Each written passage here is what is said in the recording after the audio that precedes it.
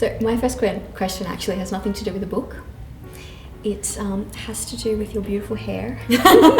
Seriously?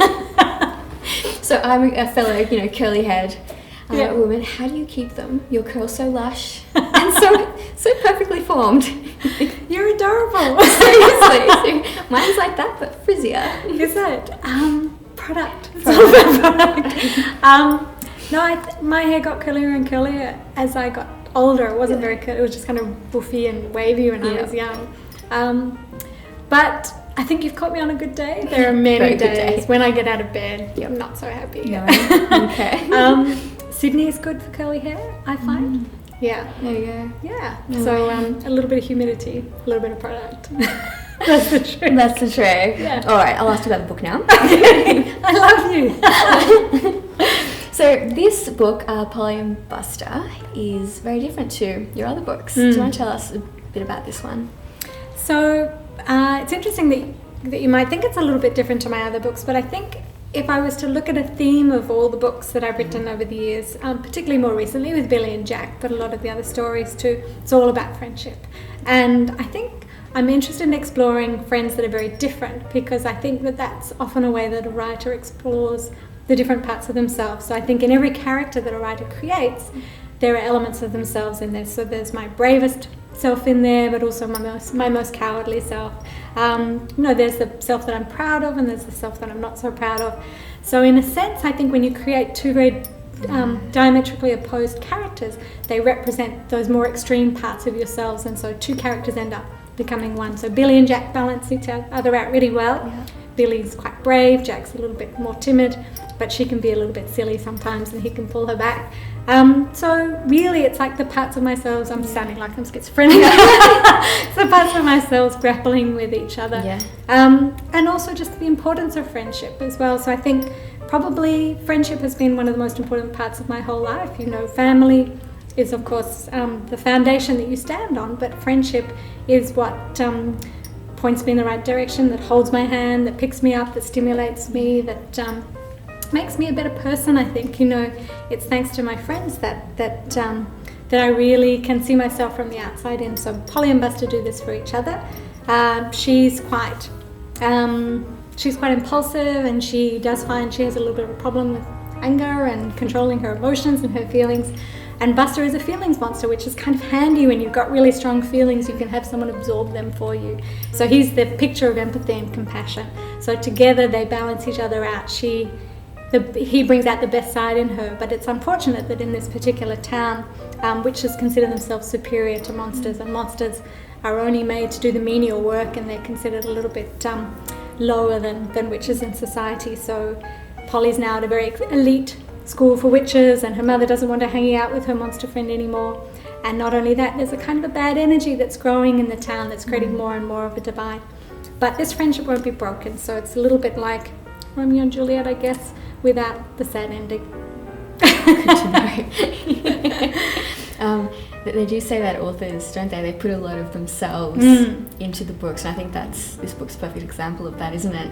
I think so, Those yeah. two characters you say are very much you. Yeah, I think so. And I think, the extreme emotions that Polly feels, I think part of being a writer in the world is remaining very porous, and there's pros and cons to that. It does mean that you feel things very keenly, and you pick up on other people's emotions and energies very strongly.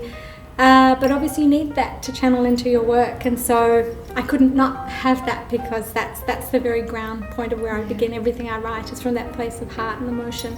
I think she finds that quite challenging, and my partner is my feelings monster. He absorbs a lot of my kind of crazy ramblings and my waking at 3 a.m. in the morning with anxiety or an invention or an idea, and he absorbs that, and he's patient and kind, and so there's a lot of friendship there between him and I as well. So is that how this book came about? Kind of. Yeah. Yeah, well, I guess we were both going through very difficult times, and I think the difficult times bonded us, as well as certainly challenged us, but certainly brought us together. When you have unite when you've got an enemy to kind of come up against. But I think also he makes me laugh, and I think that that's a real cure for a lot of my anxiety, is just allowing myself to be more playful, and I think Buster does that a lot for Polly as well. I didn't know I'd be talking about him so much here. Hi, Patrick. Are you Team Monster or Team Witch? Oh, I know at the moment I'm Team Monster, because without giving too much away, the person who creates I can't say a person because they're not people, the character that creates the Divide is a witch, and so she sees herself as superior to monsters, and she wants everybody to see monsters as smelly, uncouth, and potentially even dangerous, and so she sets rumours going, and she really starts to put Buster in danger. She's decided that he's the target of her wrath. So certainly in book 1, I think I'm erring more towards the monster side, because that's certainly the side that Polly has to take to protect her friend. And I'm currently writing book 2, and I think it's important to remember that even complicated people can have their own stories as well. And so I will go more in depth into some of the more complicated and potentially characters that don't seem so good early on. It's important to see what's made them that way. Everybody has a background.